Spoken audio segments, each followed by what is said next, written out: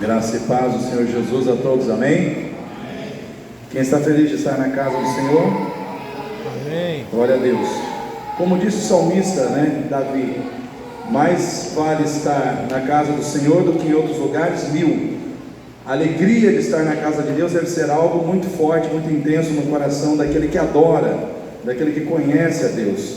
E hoje nós temos o nosso culto de ceia, é um culto especial, porque é um momento quando nós como igreja temos a oportunidade de estarmos participando da mesa do Senhor, participando simbolicamente do corpo e do sangue de Jesus, que foi o corpo que foi pregado na cruz e o sangue que foi derramado para o perdão dos nossos pecados. E nesse momento eu quero que você abra a sua Bíblia no texto da ceia mesmo, Nós vamos falar aqui, eu pretendo ser breve, dentro da palavra que Deus colocou no meu coração, e nós vamos falar sobre esse momento, que é a ceia do Senhor. E o texto é 1 Coríntios capítulo 11.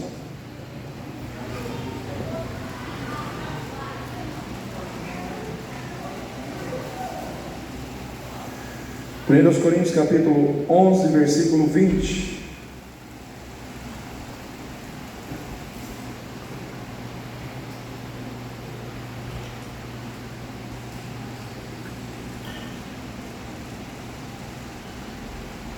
Primeiros Coríntios 11, 20 em diante. Quem achou diz amém. Amém. Eu vou estar lendo. Os irmãos acompanhem com as suas Bíblias abertas a leitura da palavra.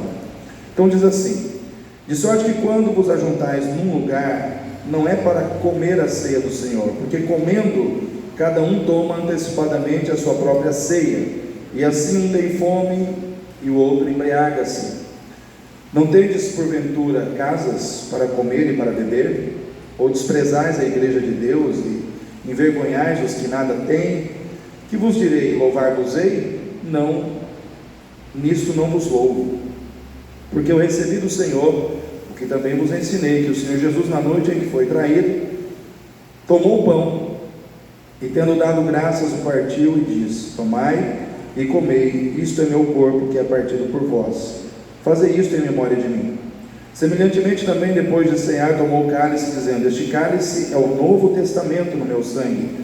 Fazei isso todas as vezes que beberdes em memória de mim, porque todas as vezes que comerdes este pão e beberdes este cálice, anunciais a morte do Senhor até que venha. Portanto, qualquer que comer este pão ou beber o cálice do Senhor indignamente, será culpado do corpo e do sangue do Senhor. Examine-se, pois, o homem a si mesmo, e assim coma deste pão e beba deste cálice. Porque o que come e bebe indignamente, come e bebe para a sua própria condenação, não discernindo o corpo do Senhor. Por causa disso há entre vós muitos fracos e doentes, e muitos que dormem. Queridos, o apóstolo Paulo ele foi profundo aqui, quando ele falou da ceia do Senhor. Esse é um texto, talvez o único texto que nós temos aqui, dentro vamos dizer assim, no contexto de cartas que ele escreveu para as igrejas naquela época, e que nós, vamos dizer assim, todas as vezes que nós fazemos a ceia, nós lemos esse texto, e aqui ele doutrina de uma maneira muito forte a igreja, procurando mostrar o cuidado que nós devemos ter com esse momento. E inclusive ele disse assim, porque o que come e bebe indignamente, come para a sua própria condenação, não discernindo o corpo do Senhor.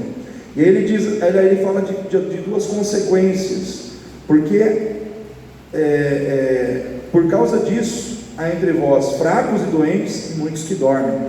Dá a entender que muitos ficavam doentes naquela época, ou enfraqueciam até mesmo fisicamente falando, porque tomavam a ceia de qualquer jeito, Então nós precisamos entender, irmãos, que embora o sangue o corpo não se transforme o pão não se transforme no corpo, e o suco da videira não se transforme no sangue, a presença do Senhor é real no meio da sua igreja, amém?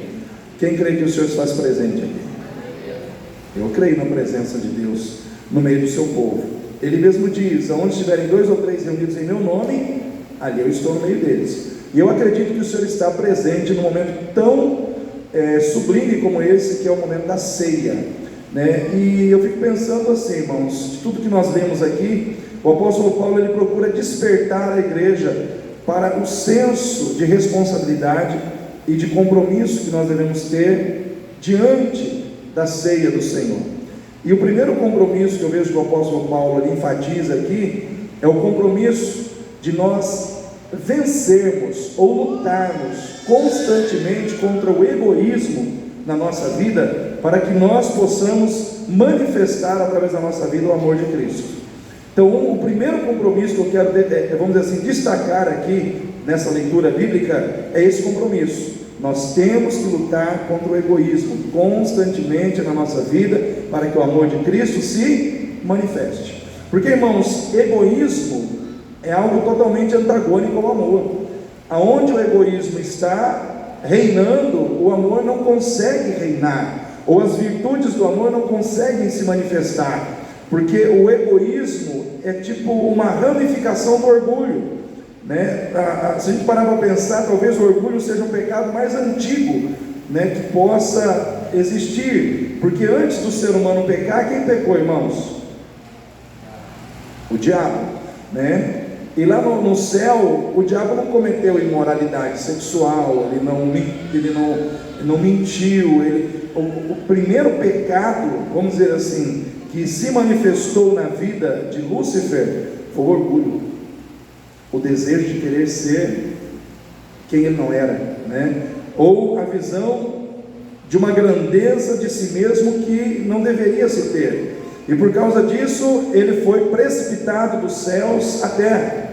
E no meu entendimento, esse orgulho que estava no coração dele, de querer ser igual a Deus, ou de querer estar acima de Deus, ou de querer ser como Deus, ele colocou no coração do homem, quando ele disse para Eva: come do fruto, comendo do fruto você será como Deus. Ou seja, ele colocou no coração da Eva o desejo de grandeza. Ela não, tipo assim, você não precisa mais se submeter a um Deus se você pode ser Deus. Você não precisa mais ser submisso a um Deus se você pode ser Deus. E o egoísmo é uma vertente do orgulho, é um ramo do orgulho, aonde nós queremos as coisas somente para nós, aonde nós pensamos primeiro em nós, e se der a gente pensa nos outros. A gente pensa no que a gente quer, no que a gente deseja, no que o nosso coração anseia, e se der a gente pensa na necessidade dos outros, né? Então, quando o apóstolo Paulo ele começa a falar com a igreja aqui nos versículos que nós lemos, né? Ele diz assim: cada um come tudo.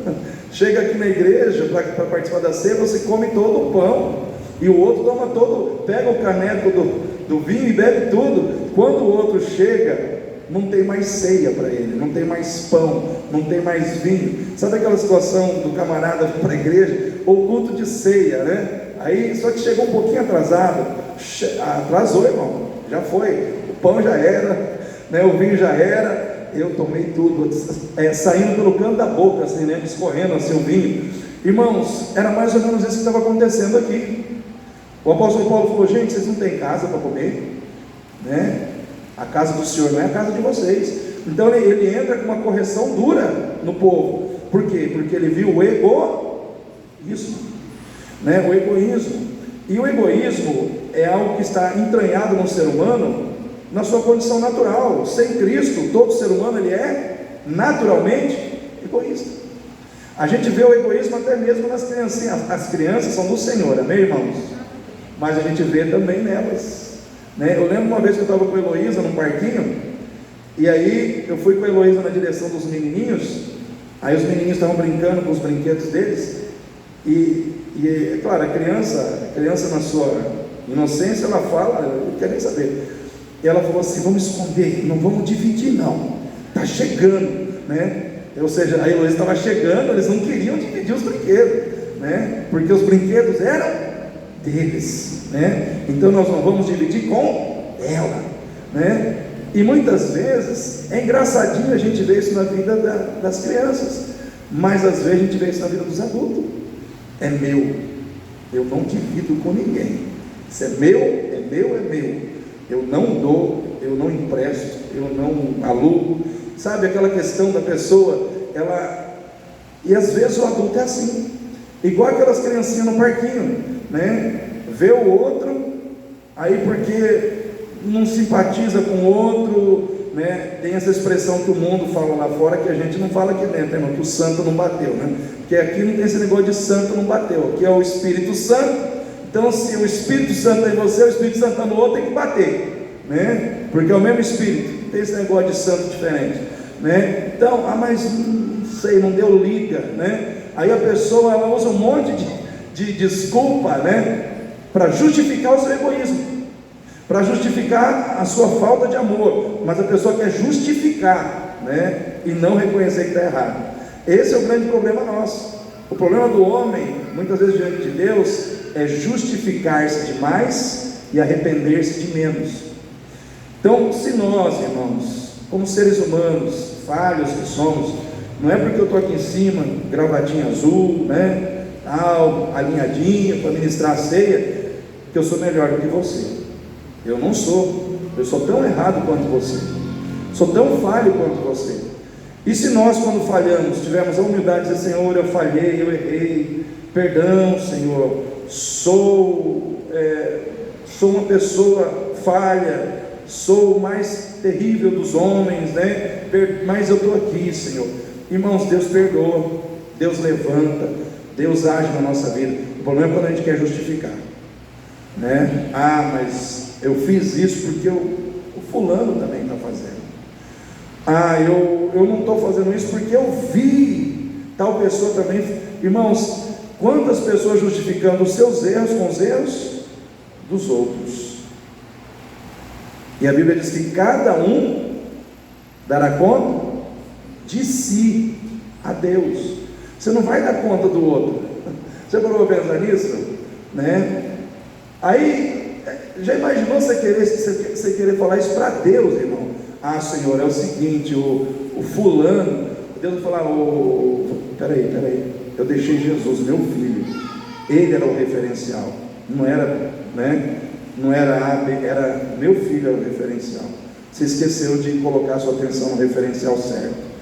Irmãos, nós como igreja temos que entender que quando a gente vem participar dessa mesa, nós temos que entender que aqui nessa mesa, e diante dessa mesa, e do sacrifício que foi feito, cujos elementos que estão sobre essa mesa representam esse sacrifício, precisa haver amor nos nossos corações, precisa haver amor dentro de nós, reinando, dominando as nossas vidas, muito mais do que qualquer sentimento egoísta.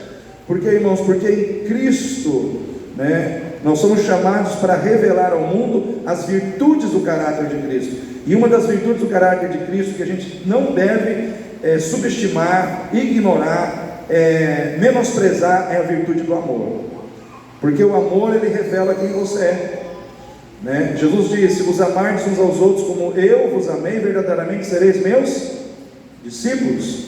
Então o amor, ele tem que ser revelado. Mas quando o egoísmo está forte na nossa vida, o amor não consegue fluir, o amor não consegue se manifestar, né? E nós temos que entender que no entorno dessa mesa aqui, Deus não chamou uma família, Deus chamou inúmeras famílias, famílias diferentes, com diferenças que trazem dentro da sua identidade, diferenças relacionadas à sua cor de pele, amém, igreja?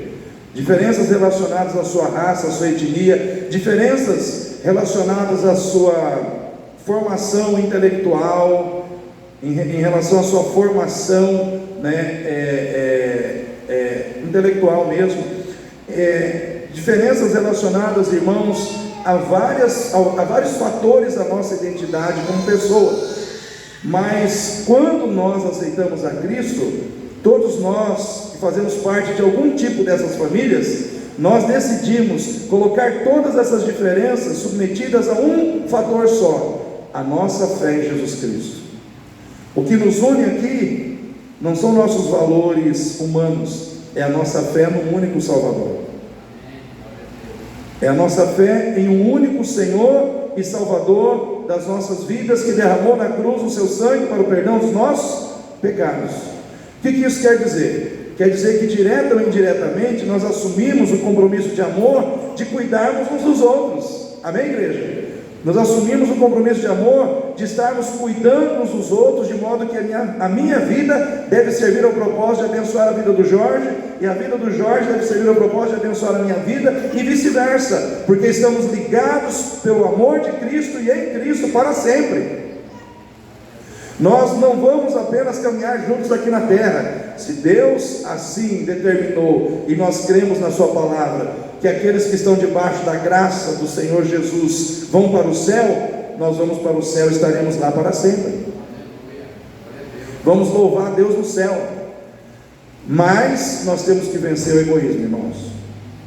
Nós temos que vencer o egoísmo, porque enquanto o Espírito Santo trabalha no seu coração para você ser uma pessoa amorosa, e ser uma pessoa amorosa muitas vezes é perdoar quem te fere, é passar por cima das mágoas, dos ressentimentos, é estender a mão ao necessitado, é ser mais tolerante, é agir com respeito, com generosidade para com as pessoas que você ama. Ou seja, o Espírito Santo está trabalhando no seu coração todos os dias isso, mas o mundo está trabalhando lá fora para que você não faça isso. O mundo está trabalhando lá fora para que você não seja tolerante, não seja generoso, não perdoe. E se nós deixarmos, a influência do mundo começa, irmãos, a ser mais forte na nossa vida do que a influência da palavra, do que a influência que vem do Espírito Santo. Por quê? Porque se nós formos bem sinceros com a gente mesmo, a gente dá mais tempo para as coisas do mundo do que para Deus. Sim ou não, irmãos?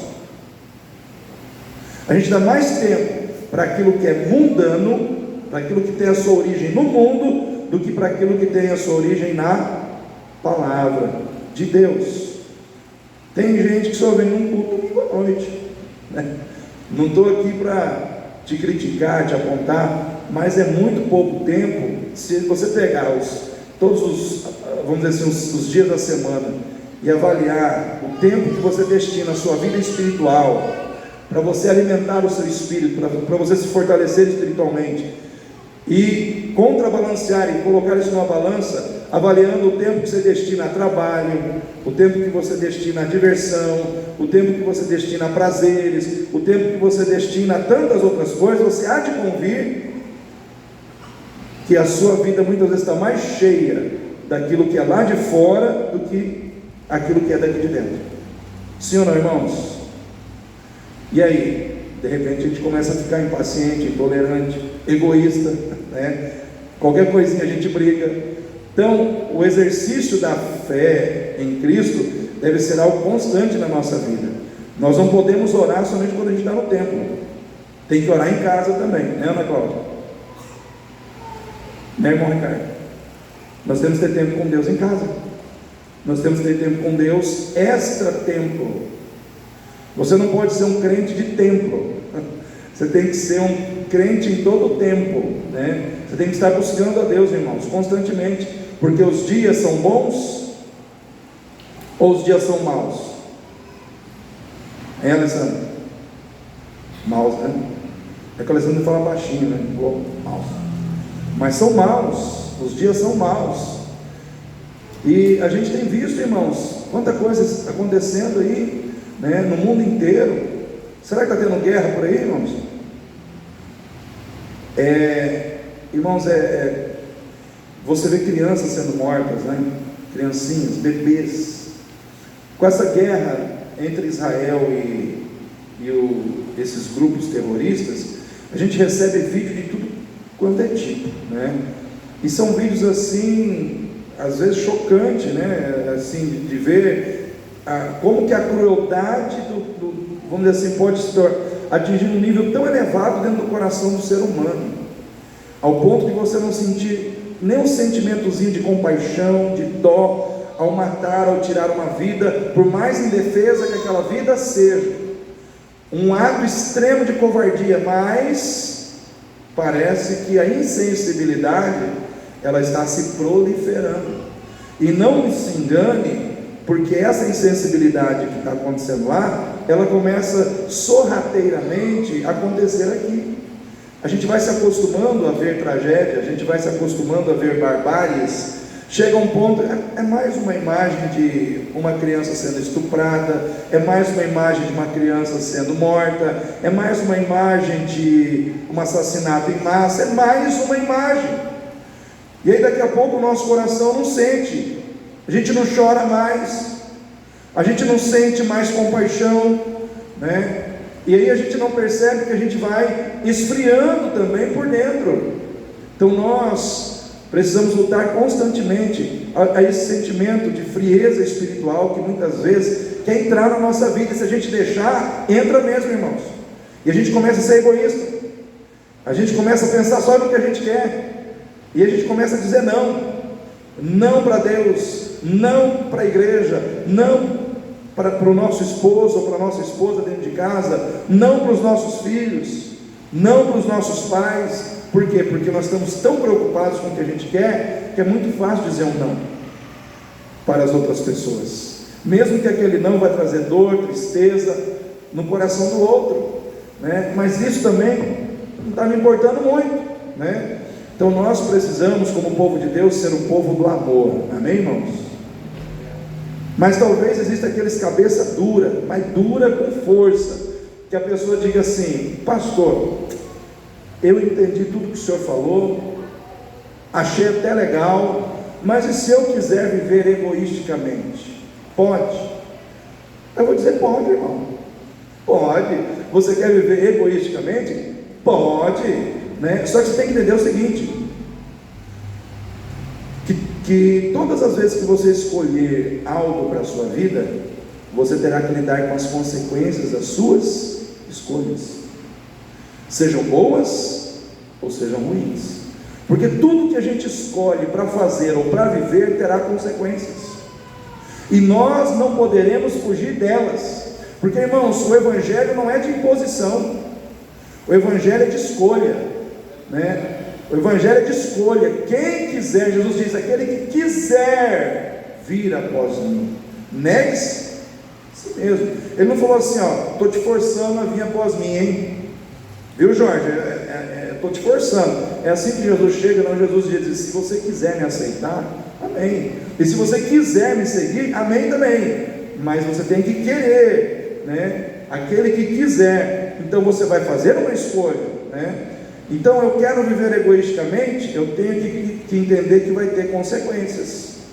Pastor, quais são as consequências? Primeira consequência: os seus relacionamentos serão relacionamentos problemáticos e fracassados. Anote aí, uma pessoa egoísta, ela vai construir relacionamentos problemáticos e fracassados, porque ninguém suporta viver ao lado de um egoísta. Ninguém suporta viver ao lado de uma pessoa que só pensa em si mesmo. Aí o que acontece? A pessoa é egoísta, só que ela se esquece que ela não vive sozinha. Ela convive com um marido, ou com uma esposa, ou com um pai, ou com uma mãe, mas ela continua egoísta. O que vai acontecendo? As pessoas que estão à sua volta vão começar a sentir no seu coração aquela percepção de que não estão recebendo amor. Sim ou não, irmãos? E o que vai acontecer? As pessoas vão começar a esfriar no relacionamento, ou vão começar a tratar da mesma maneira que são tratados. Aí os relacionamentos ficam frios. Os relacionamentos ficam, vou repetir, frios. Por quê? Egoísmo de um lado, egoísmo do outro, tal. Não tem como o relacionamento ficar quente, não tem como o relacionamento ficar forte, o relacionamento fica frio. Aí, sabe, aquele distanciamento começa a acontecer. E aí aquela história: se essa pessoa não muda, as pessoas que estão do lado dela, se podem abandonar, acabam abandonando. Sim ou não, irmãos? Acaba abandonando, né? Ou ela mesma abandona. Por quê? Porque a situação vai ficando insuportável, insustentável, né? Então o amor, ele vem para matar o egoísmo. Porque Jesus, quando ele subiu naquela cruz e derramou o sangue dele por você, ele não pensou nele, ele pensou em você. Ele não pensou no que ele ia perder, ele pensou no que você ia ganhar. Ele não pensou no que ele ia sofrer, ele pensou no que você sofreria se ele não morresse no teu lugar. Ao invés dele dar mais valor ao sofrimento dele, ele deu mais valor ao seu sofrimento e ao meu. Por isso nós estamos aqui hoje, celebrando aquele que venceu, porque amou a cada um de nós. Irmãos, quando nós somos egoístas, nós começamos a ter problemas nos nossos relacionamentos, relacionamento conjugal. Marido e uma mulher que são egoístas vão ter problema direto. É 5% do relacionamento bem, 95% mal, né? E aí, vale a pena? Aí a gente tem que pensar se vale a pena, né? Às vezes nós temos que pensar dentro da igreja. Será que eu sou um crente que as pessoas... Como que as pessoas me veem aqui dentro? Como um crente que ama ou como um crente que só pensa em si mesmo? Você já parou a pensar? Faz uma entrevista com 5 pessoas a seu respeito, irmão. No final do culto você faz isso, tá? Ô irmão, como é que você me vê? Né? Aí se as pessoas vão ser sinceras com você, né? Talvez você seja uma pessoa que todo mundo só vê amor em você, mas talvez não, né? Você tem que estar preparado para as respostas. Então, primeira consequência é relacionamentos ruins, problemáticos e fracassados em função de egoísmo. Segunda consequência, você pode cair na mão de Deus, e aí Deus vai trabalhar em você. Porque, irmão, se Deus te salvou em Cristo Jesus, Ele não vai abrir mão de trabalhar em você as coisas que Ele não quer ver em você. Então o que acontece? Se Ele está vendo egoísmo no teu coração, e isso está te levando para o buraco, Deus vai trabalhar na tua vida para tirar isso. Amém? Amém, igreja? Amém. Exemplo, pastor, como você pediu, exemplo, né? Filho pródigo. Ele tinha tudo, irmãos? Tinha ou não tinha? Tinha um pai rico, tinha um lugar abençoado para ele morar, mas chegou um momento que ele pensou só em quem? Si mesmo. Pai, eu sei que o senhor não morreu ainda, mas eu já te matei no meu coração, me dá a minha parte da herança. Irmãos, é mais ou menos isso que o filho pródigo fez, tá? Porque para você dar a herança para alguém, o dono da herança tem que morrer. Ninguém recebe herança em vida. Já parou para pensar nisso? Mas aquele jovem, ele queria tanto, ele amou tanto o seu dinheiro, os valores materiais, que ele desprezou o valor do seu pai na sua vida. E aí o pai deu para ele o que ele queria. E a Bíblia diz que aquele jovem, ele pegou tudo que ele tinha e foi para o mundo. E aí ele gastou dissolutamente, irresponsavelmente, com mulherada, com festança, com bebida, com prazeres, enfim. O camarada usou e abusou do dinheiro. Só que dinheiro acaba, né, irmãos? Acabou o dinheiro, acabou os amigos, acabou tudo, né? Porque é aquela história, quando os relacionamentos giram em torno de interesse, quando as coisas acabam, os relacionamentos também acabam, né? E aí o que aconteceu? Ele caiu em si, depois de estar desejando comer comida de porco, ele caiu em si e falou: pequei contra o céu. Olha só, pequei contra o céu. Ele tinha consciência que o que ele tinha feito era algo que primeiro atingia quem? Deus. Depois ele diz: pequei contra o meu pai, voltarei, pedirei perdão a ele, e se ele me aceitar como um empregado, já está bom demais. O que ele fez? Ele voltou. Mas ele voltou depois que ele perdeu tudo. O que eu quero dizer para você nessa noite? Guarda isso no teu coração. O egoísmo muitas vezes é uma situação que Deus vai trabalhar trazendo perdas, para que você aprenda que pessoas são mais importantes que coisas. Amém? O egoísmo te levará às perdas, para que você entenda que pessoas são mais importantes que coisas. Porque hoje em dia tem muita gente matando pessoas por causa de coisas. E eu quero dizer uma coisa para você, irmão. Deus, Ele vai trabalhar no teu coração, não tem jeito. Se Deus te salvou, Ele não vai deixar você caminhar numa direção errada. Se você estiver na direção errada, Ele vai trabalhar para te tirar de lá, né? Então, só depois que aquele jovem rico perdeu tudo, é que ele foi dar o devido valor ao seu pai. Você não precisa perder coisas para valorizar as pessoas que Deus colocou ao seu lado. Às vezes tem pessoas que estão na tua vida hoje e você não está valorizando. Tem pessoas que Deus colocou na sua vida hoje, que fazem parte da sua vida hoje, mas você não dá valor. Vai precisar perder o quê para valorizar, né? Então, cuidado com o viver egoisticamente. Se você serve a Deus, o egoísmo não passará impune. Amém? Se você serve a Deus, o egoísmo não passará impune, né? Deus tratará. Por quê? Porque está na hora de Jesus voltar, irmãos.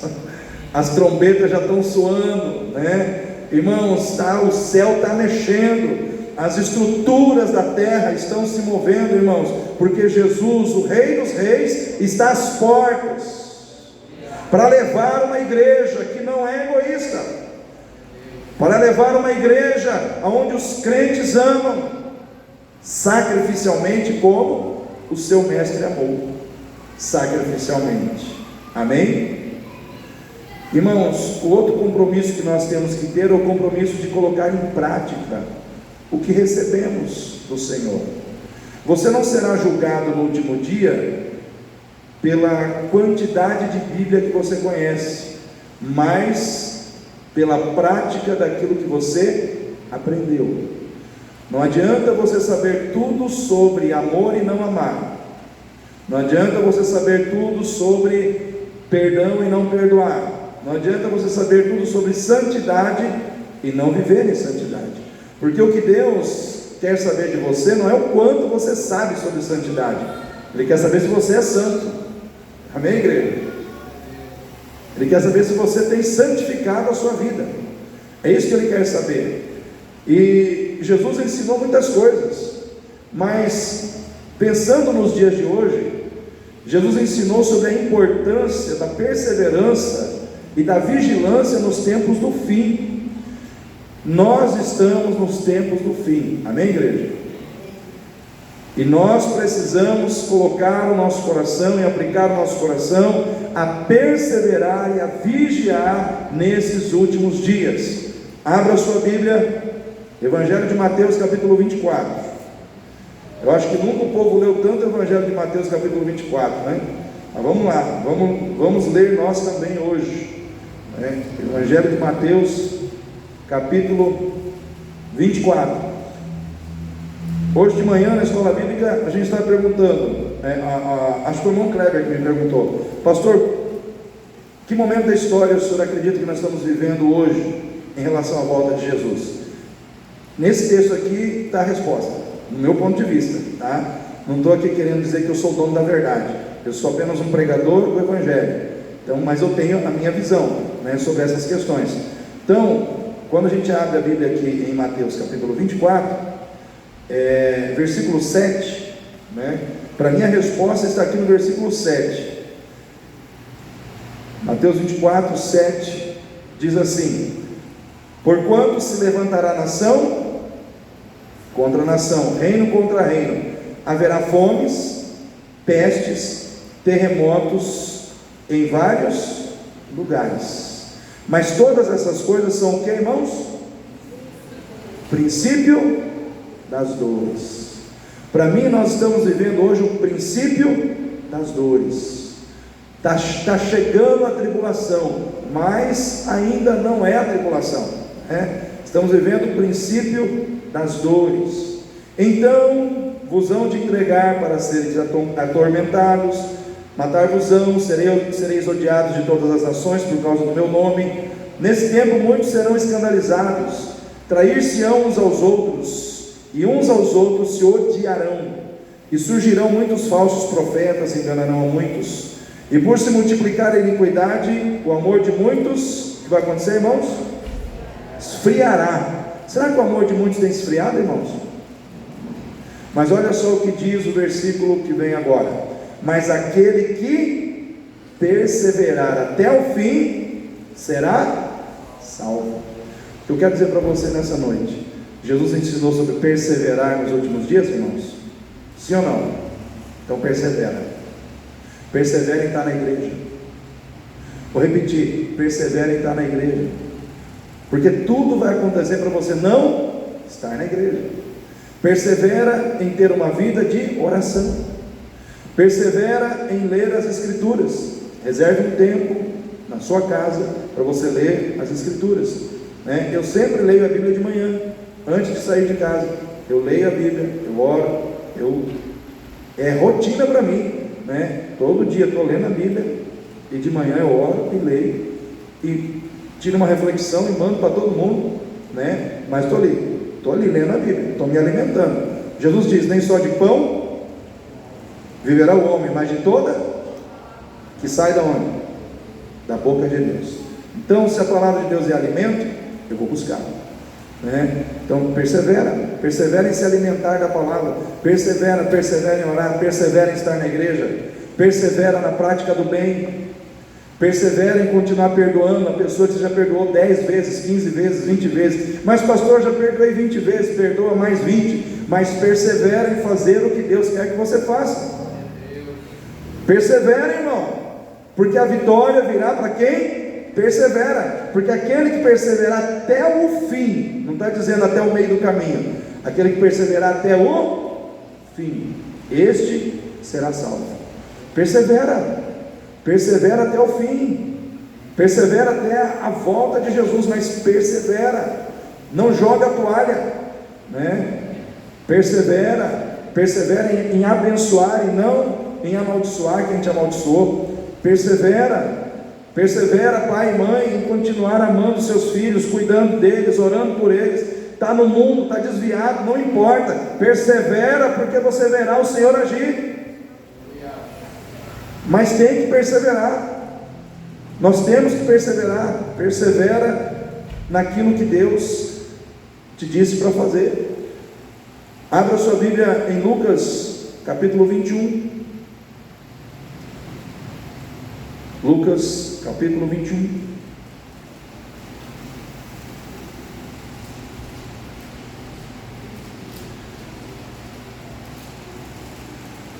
Lucas 21, 33.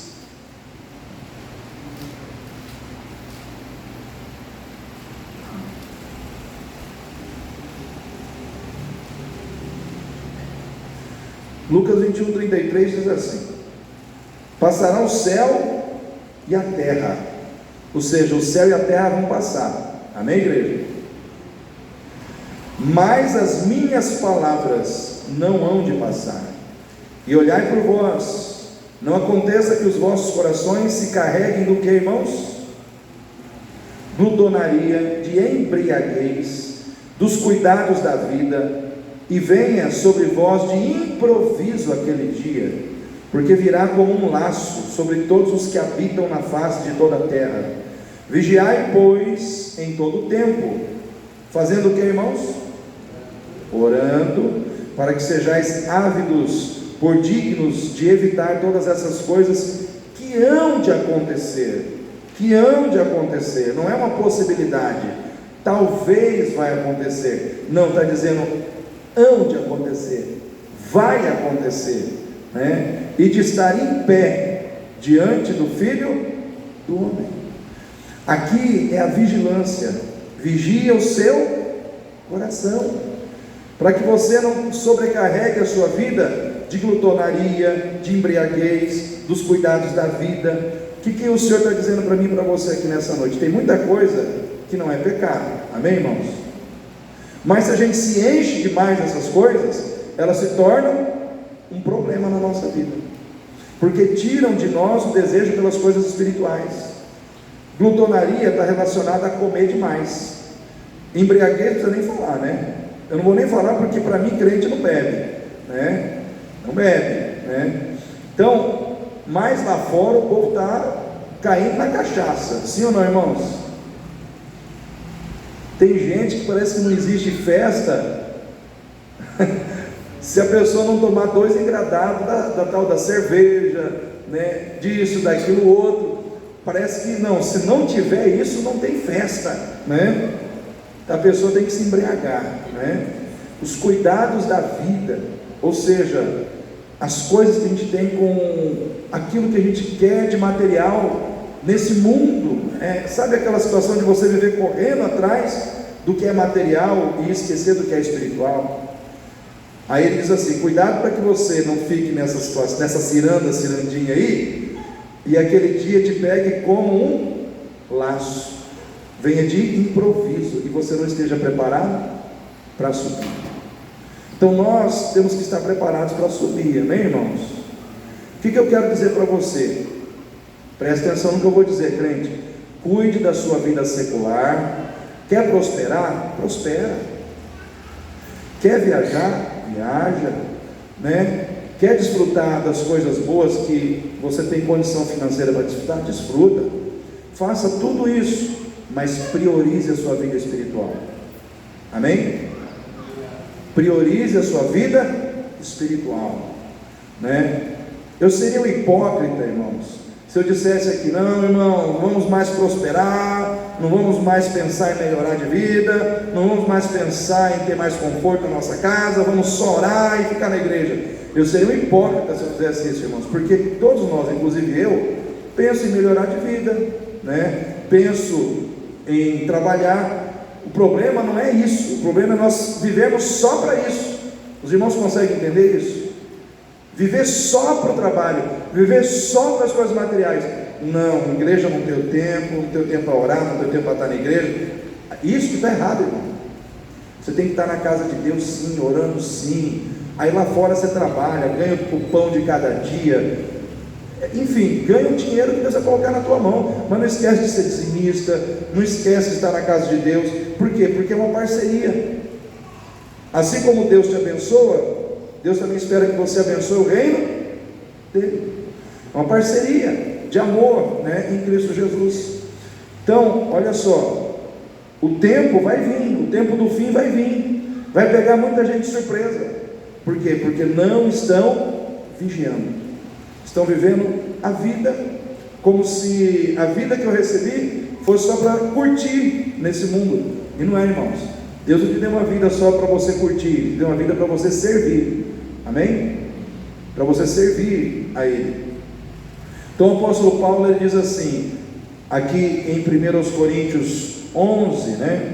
Porque eu recebi do Senhor o que também vos ensinei. Em outras palavras, ele estava dizendo assim: tudo que eu recebi, eu estou passando para frente. Eu tenho compromisso de colocar em prática o que eu recebi do Senhor. Então o que eu recebi do Senhor, eu também estou passando, eu também estou ensinando, eu também estou praticando. E nós devemos praticar também, amém, igreja? Irmãos, precisamos ter compromisso com santidade, né? 1 Coríntios 11, 28, examine-se pois o homem a si mesmo, e depois coma do pão e beba do cálice. Examinar a si mesmo, examinar a sua vida por dentro, ser um fiscal de você mesmo, avaliar os seus pensamentos, avaliar os seus sentimentos, avaliar a sua vida. Nós temos que fazer isso, irmãos, constantemente. Isso é um processo de santificação. Irmãos, salvação, ela tem 3 aspectos. O primeiro aspecto da salvação é justificação, amém? Você aceitou Jesus, imediatamente você foi justificado. Aceitei a Jesus agora, caiu um raio na minha cabeça, morri, vou para o céu, amém, irmãos? Amém, irmãos? Só que eu aceitei a Jesus, o raio não veio, não morri, continuei vivo. Só que eu tenho que me libertar de mim mesmo, do homem do pecado. Porque quando eu aceito a Cristo, eu não mudo completamente da água para o vinho, né? Eu entro num processo de mudança, de santificação. E isso é um processo, amém, irmãos? Tem gente que aprendeu a falar palavrão, aceita Jesus e não consegue do dia para a noite largar de falar palavrão. Vai ficar um tempo ainda, mas o Espírito vai trabalhar para santificar essa boquinha, né? Aí daqui a pouco não está mais falando palavrão. Mas às vezes o problema é mais sério. Às vezes o problema é na vida sexual, às vezes o problema é com o dinheiro, às vezes o problema é em outra área da vida. E aí o Espírito Santo vai trabalhando, né? E a gente tem que ir examinando, para ver se já está bom. Coisas que eu praticava lá atrás, eu não estou praticando hoje, né? Vontades erradas que eu tinha lá atrás, já não estou tendo mais hoje, mas ainda continuo tendo algumas que não é boa ainda, né? Então essa avaliação eu tenho que fazer na minha vida, e você tem que fazer na sua vida. A gente não tem que ficar avaliando a vida dos outros, amém, irmãos? Então, examine-se, pois, o homem a si mesmo. Quando eu falo homem, estou falando o termo genérico, né? Homem e mulher. Examine-se, pois, a si mesmo.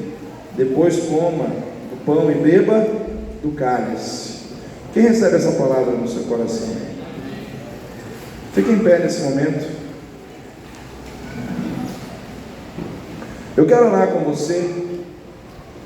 Antes de nós participarmos da ceia, temos visitantes, pelo que eu estou vendo, né? Estou vendo aqui duas moças aqui.